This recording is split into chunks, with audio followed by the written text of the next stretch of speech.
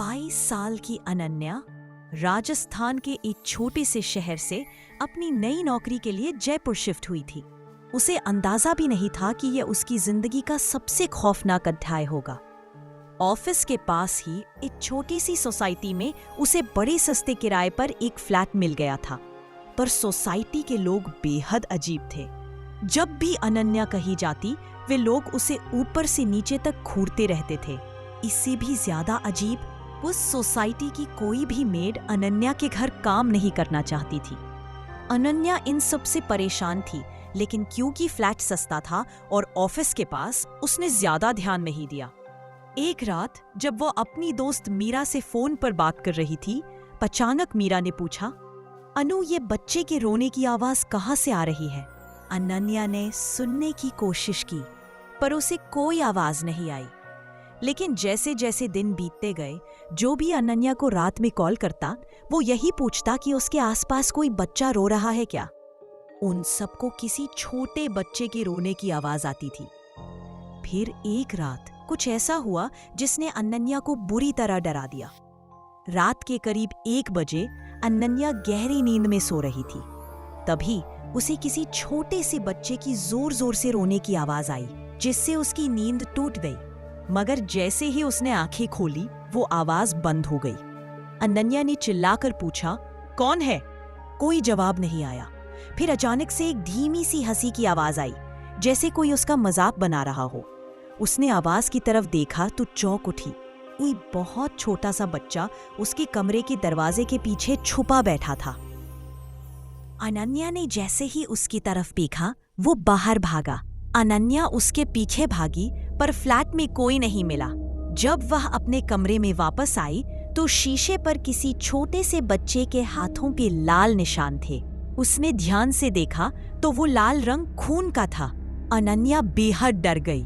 अगली सुबह उसने सोसाइटी के बाकी लोगों से पूछा, तो उसे पता चला उससे पहले उस घर में एक बुढ़िया रहती थी, जिसे कोई पसंद नहीं करता था, क्योंकि लोगों के हिसाब से वो काला जादू करती थी।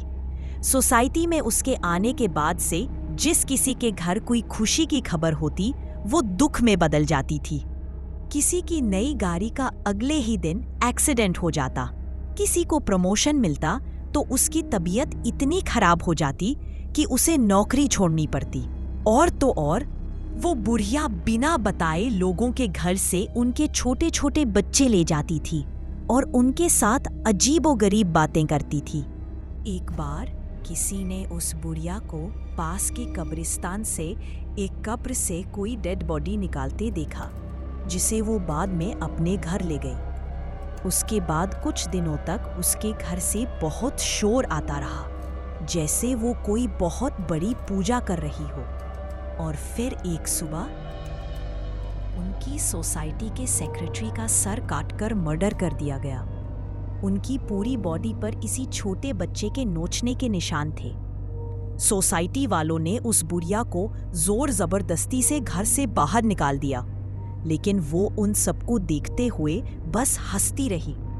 ओनर ने जब घर के अंदर जाकर देखा तो बहुत सारा तंत्र विद्या का सामान और एक छोटे लड़के का कंकाल मिला। लोग कहने लगे कि उस रात उस बुढ़िया ने काले जादू से एक कच्चा कलवा बनवाया था और उसी ने सेक्रेटरी को मारा था। इस घटना के बाद वो घर काफी समय तक खाली रहा। अनन्या ने कच्चा कलवा के बारे में ऑनलाइन पढ़ना शुरू किया। उसे पता चला कि जब साल भर से छोटे बच्चे की मौत हो जाती है और उसे दफनाया जाता है, तो काला जादू करने वाले उसकी बॉडी को जमीन से निकालकर कच्चा कलवा की साधना करते हैं। इससे वे उस बच्चे की आत्मा को वश में कर लेते हैं और अपना मनचाहा काम करवाते हैं। अनन्या ये सब पढ़कर चौंक गई। तभी अचानक से घर की लाइट चली गई और अंधेरा हो गया। एकदम से उसे सांस लेने में दिक्कत होने लगी, जैसे कोई उसका गला दबा रहा हो। किचन में पानी लेने गई तो उसके हाथों से गिलास छूट गया। उसने खिड़की में देखा तो उसके गले पर छोटे छोटे उंगलियों के निशान थे। तभी उसे अपने कमरे से किसी छोटे से बच्चे के बहुत तेज रोने की आवाज आई। वो कमरे में गई तो आवाज ऊपर से आ रही थी। अनन्या ने ऊपर देखा तो उसके होश उड़ गए। उसकी कब्र के ऊपर से उसे धीरे धीरे 2 हाथ बाहर आते दिखे और फिर एक बहुत ही खूंखार सा दिखने वाला बच्चे का चेहरा दिखा। उस बच्चे का पूरा शरीर सड़ चुका था। उसके नुकीले दांत और लंबे काले नाखून थे। ये वही खतरनाक आत्मा थी जिसे बुढ़िया घर लेकर आई थी। वह अनन्या को देखकर बहुत ही भयानक तरीके से मुस्कुरा रहा था। इससे पहले कि वो कुछ कर पाती, वो बच्चा अनन्या के ऊपर कूद पड़ा।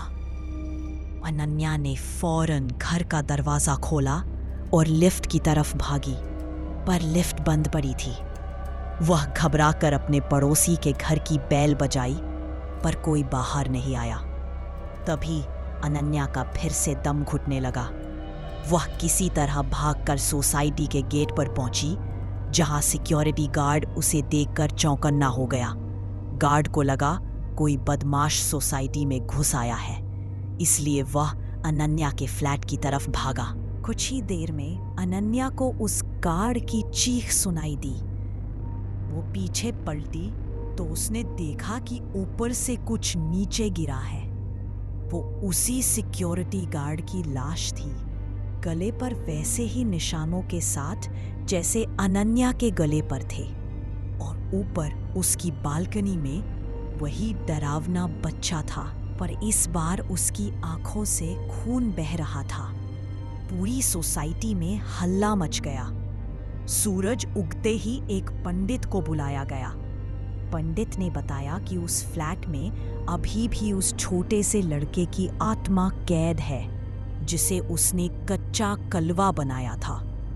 अनन्या ने उसी दिन वो फ्लैट छोड़ दिया और कहीं और शिफ्ट हो गई। आज उस फ्लैट को हमेशा हमेशा के लिए बंद कर दिया गया है। अनन्या को फिर कभी वो बच्चा नहीं दिखा, लेकिन आज भी वो किसी छोटे से बच्चे के रोने की आवाज से बेहद डर जाती है। ऐसे और मजेदार कहानियों को देखने के लिए इस चैनल को अभी सब्सक्राइब और लाइक जरूर करें, ताकि नई वीडियो आपके पास पहुंचे सबसे पहले।